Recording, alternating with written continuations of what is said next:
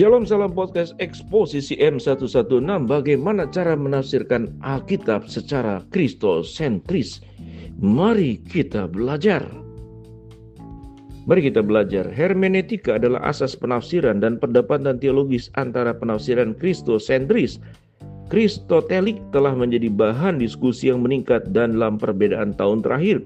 Pembacaan kitab suci yang kristosentris memandang perjanjian lama dari sudut pandang Kristen. Melihat Kristus adalah Mesias pada setiap halaman atau setidaknya secara teratur di seluruh tulisan-tulisan dalam perjanjian lama. Pandangan kristotelik membuat perbedaan bahwa meskipun Tuhan atau Yahweh disebut di seluruh perjanjian lama dan meskipun Yesus adalah Tuhan, banyak bagian perjanjian lama yang sering disebut sebagai mesianik tidak secara langsung menunjuk kepada Yesus. Para teolog reform sering menolak pandangan kristotelik dengan mengklaim bahwa pandangan itu menambah dukungan kepada dispensasionalisme.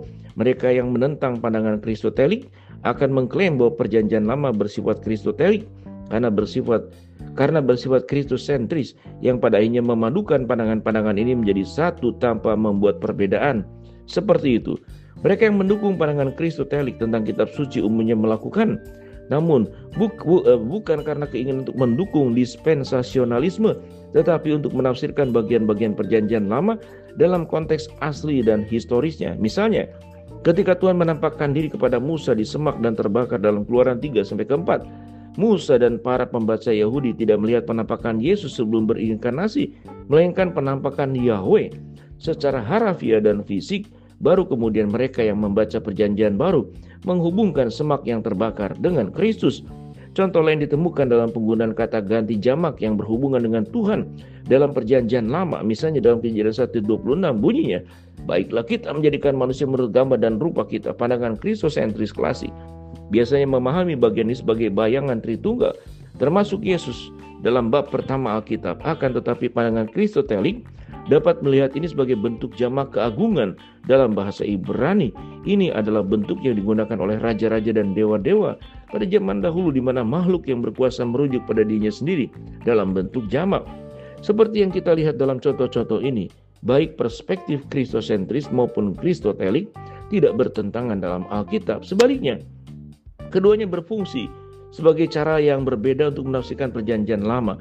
Ada kecenderungan untuk terlalu banyak membaca kembali perjanjian lama dari sudut pandang kita saat ini, yang menyebabkan beberapa sarjana menyoroti pendekatan yang berlawanan untuk menekankan audiens asli dari tulisan-tulisan perjanjian lama. Ada banyak hal yang dapat dipelajari dari kedua sudut pandang tersebut. Memang benar bahwa kita harus berhati-hati ketika membaca teks-teks perjanjian lama tentang Mesias.